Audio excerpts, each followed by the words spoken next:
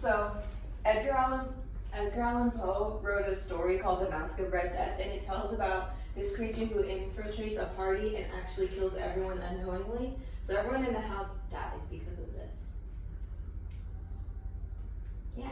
So red tide this relates to red tide because red tide is now the ocean's mask of red death because it infiltrates a coral reef and then overpopulates and grows over time and ends up murdering everything.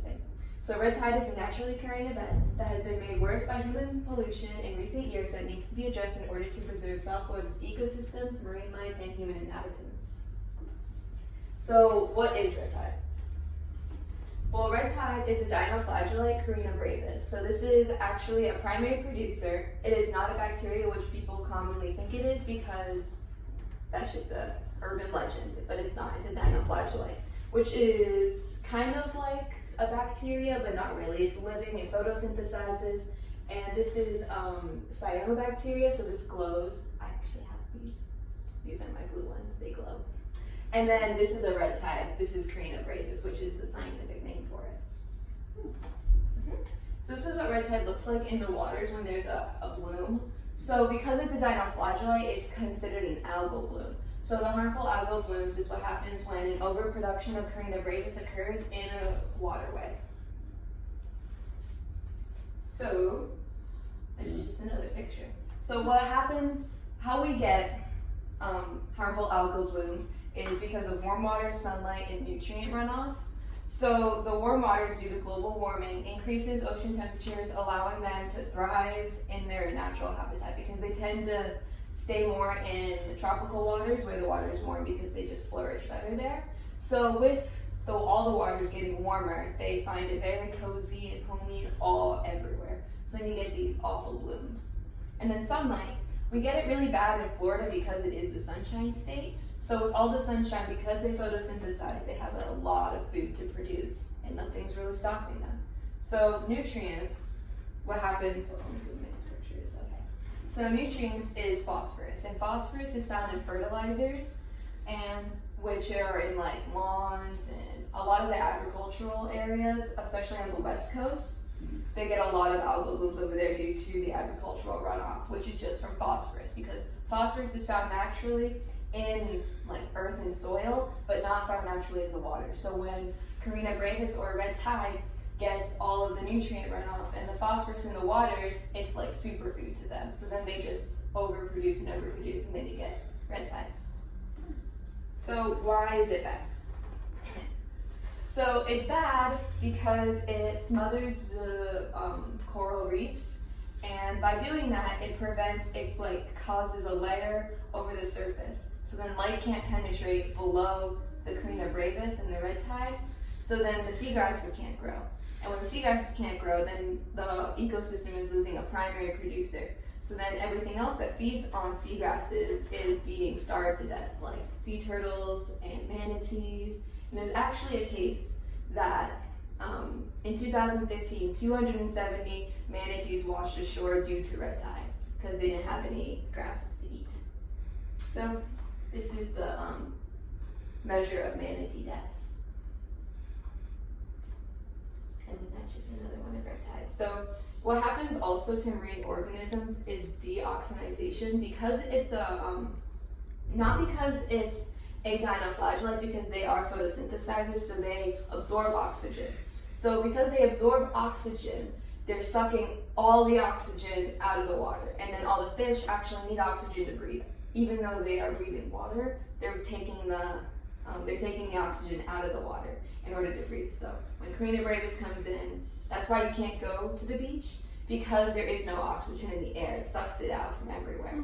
So that's why you get red itchy throat, your eyes are red, and people with asthma should stay far, far away because it really interrupts their breathing. And then toxins. So there's brevetoxin is what Carina brevis produces, and it's like when it's eaten. So what happens is when the dinoflagellates die, just because they don't have a very long lifespan, so when they start dying, this bacteria comes and eats them. And then when the bacteria comes, then that's when all the toxins get released, because it's inside the Carina brevis. So then when an animal comes and eats it, it's like whoosh, and then it's toxic. Huh. Yes, so that's what leads to the fish kills, because the entire like population in that little area that has red tide is being infected with toxins. So what also happens with these toxins is, let's design. So this is how people get infected. So the dinoflagellates hatch, they get into these resting cysts, which are like baby cetaceans and stuff like that. So once they die, their remnants go into the bottom with all their toxins. And the shellfish, because they're filter feeders, they filter through all of that, but they can't release the toxins, so they're just kept inside. They don't harm any of the shellfish or anything. So then people harvest them for, if you're going out to dinner and you want to have clams or something, and then you end up consuming the toxins, and then you get really, really sick. So consuming actual brevetoxin gives you the effects of 3,000 times withdrawal of cocaine. So that's what happens when you have brevetoxin. It's like really bad food poisoning. So if there's a red tide, avoid eating shellfish for like at least 3 months, just to make sure. Or it's like having cocaine. Yeah, well, 3,000 cocaine. It's not good. No, it's not good. So how can we help? So we can help by cleaning up pet waste, because that actually has a lot of phosphorus and nutrients, and then when that gets run into the waterways, it just causes red tides. And then you can avoid using fertilizers. So you can use fertilizers that are non-phosphorus based, which is better for just runoff and everything. So because we do get a lot of rain here, you can't really prevent runoff very well, but you can try to prevent the amount of phosphorus going into the water. And then you can also plant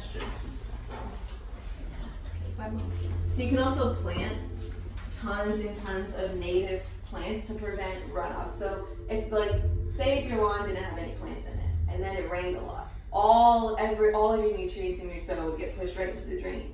But when you have all these luscious plants and stuff that are native to Florida, when the rain comes, they're going to get absorbed by the plants and not go into the drain. So you're kind of preventing nutrient runoff, which is the main cause.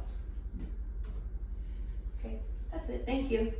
That's great. Now, I got a question. I can take questions. All right, so I got a question. Okay. Is red tide a man-made Come up thing, or is it a It- natural occurrence that Yes. is made worse by man? Yes, it is a naturally occurring, because it does go in cycles, just because of summer season, and it happens a lot. Kind of like when the what are they called? When the man o' wars wash ashore. Mhm. That's just due to there was a bunch of seaweed and an algal bloom, because conditions were right for that. Yeah. So when there's a lot of nutrients in the water, usually after a big rain, then nutrients from soil gets flushed into the waterways, and then the sun comes out and it cooks everything real nice.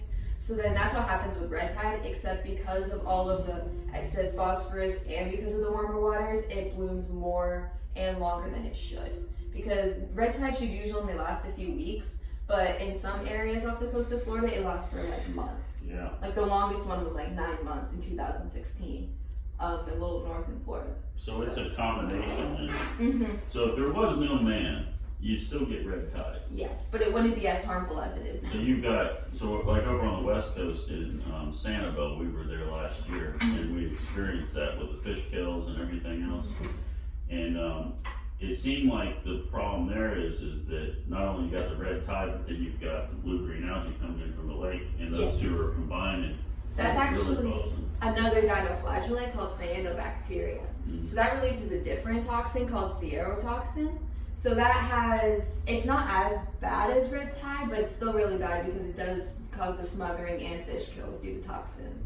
Yeah. So that just has to do with the different area, because it's kind of like with just species of birds or something that you're going to do. There's different species of dinoflagellates. So Carina brevis is usually found in the Atlantic, and then cyanobacteria, which is the blue-green algae, is usually found on the west coast. I thought the burningness in your throat and the reactions that you were getting when you got out towards the ocean when they're blooming was from toxins. It's mainly from the deoxinization, because your body isn't used to breathing in air that has little to no oxygen with the toxins. It kind of depends on what stage of the red tide you're visiting in. So if you go towards the beginning when that red tide just starts to bloom, then you're really breathing in the deoxygenation, and that isn't good for your lungs. But the eyes and the itchy throat is mostly from the toxins too. Yeah. Yeah, that's No the way, further questions? that's the way it is. When I was on the beach, like right when we got there, you could feel it. Like you would start you get the allergies, just Yeah. scratchy throat and all that stuff. It's a real thing. I didn't believe it until I actually experienced it as far as that allergy thing goes. I mean, it really got us going. I got it right out here, right around the house, Yeah. when it was blooming. Yeah, we did have it over here on this side. Yeah. Yeah, And that's it right. bloomed. That's when my dad was saying that he had when he had that cough for 4 months, he said he had the red